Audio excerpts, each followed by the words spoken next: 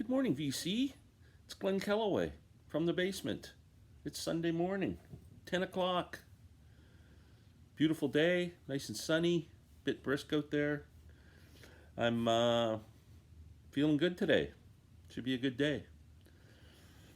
I just wanted to do my 2020 year in review. I didn't buy a ton of new albums this year, like a half a dozen, and then some reissues and some box sets. So I just kind of want to talk about all the stuff that came out in 2020, whether it's a reissue or whether it's, like I said, it was a new release from an artist. We'll just I'll show you separately and kind of tell you what I think of them. And yeah, 2020 was obviously a crappy year for everyone. Condolences to anyone who lost a loved one or suffering with this COVID thing, mentally or whatever. It's we're almost through it. By next summer, I'm hoping everybody's going to be vaccinated and frickin' we can get all back to normal. It's great.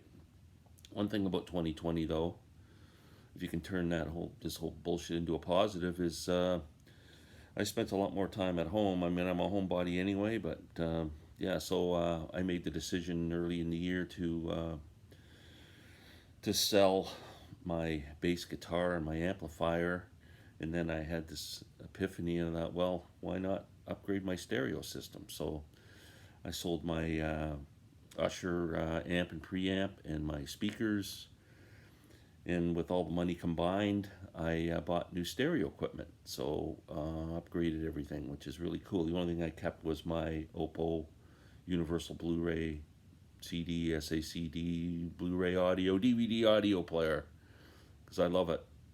I ended up, I think if I can swing this around. So I ended up with those speakers, which are Monitor Audio Silver 300s, which I absolutely love. I love the look of them. Right beside them, right there, how can I do it?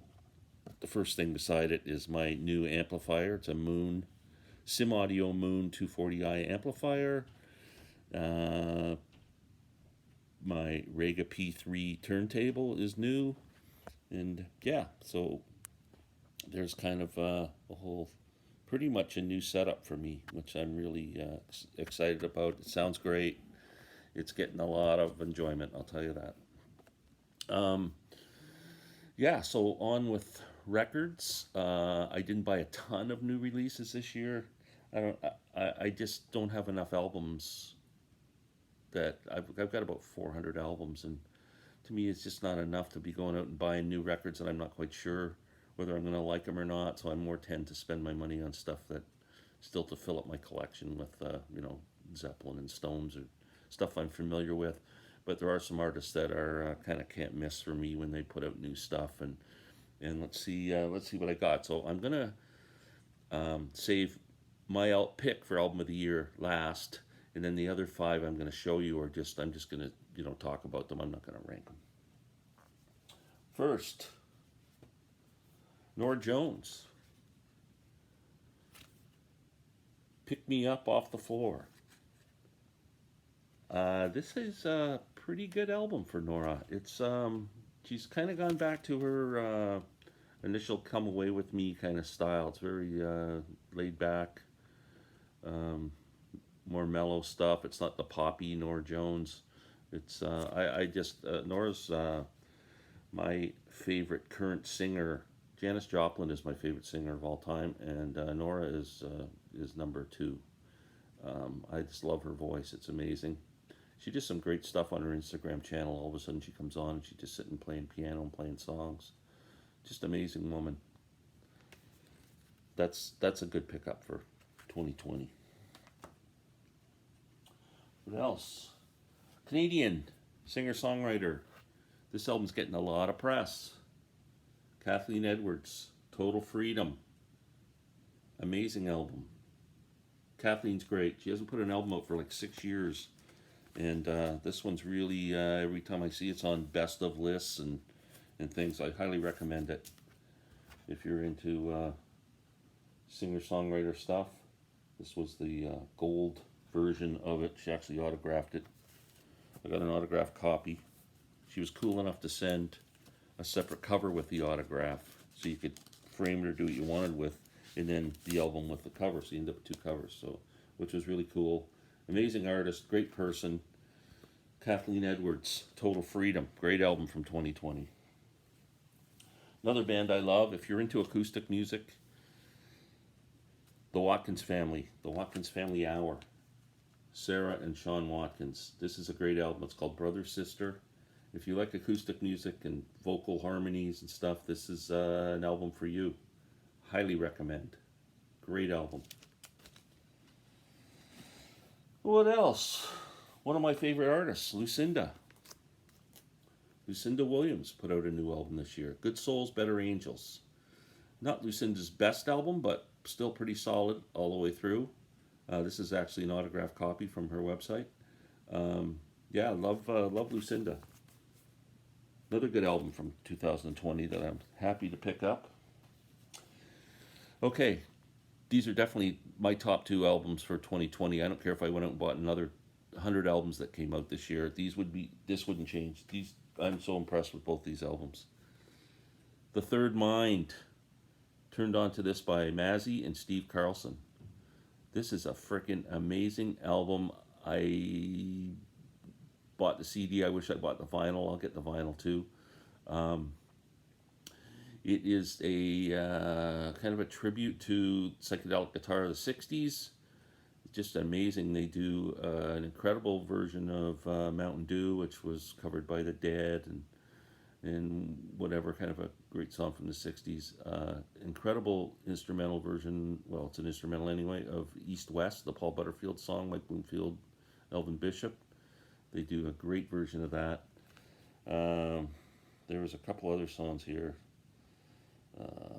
Anyway, this is a fantastic album. If you like guitars, you'll love this. Love it, love it, love it.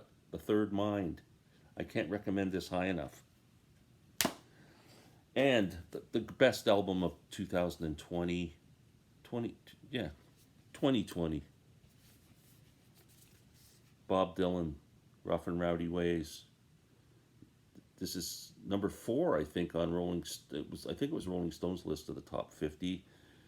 More importantly, on the most essential list, it was number 1 on Mazzy's list, Norman Maslov. It's an amazing album. Bob did a great job on this. Songs are solid.